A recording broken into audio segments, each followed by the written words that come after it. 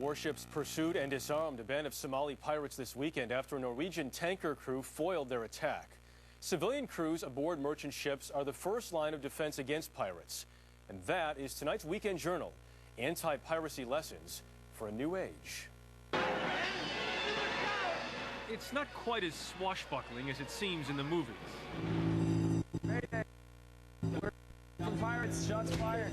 But these students at the U.S. Merchant Marine Academy in Kings Point, New York, are learning to fend off modern-day pirates. Tell me what's happening here right now. As the pirate attack becomes more and more imminent, the crew is then put into action. You're putting on more lights. They are starting evasive tactics. They're fishtailing the ship. They're moving it back and forth. After the recent surge of pirate attacks off the Horn of Africa, more than 80 this year, maritime academies nationwide are upgrading their training. Are you under the assumption that at some point pirates will make a move on one of your ships? Yes, sir. It's increasing every day. GPS devices, high-powered speedboats, and automatic weapons have made buccaneering more sophisticated, more profitable, and more deadly. They're using rocket-propelled grenades. They're using AK-47s, whereas they used to use machetes.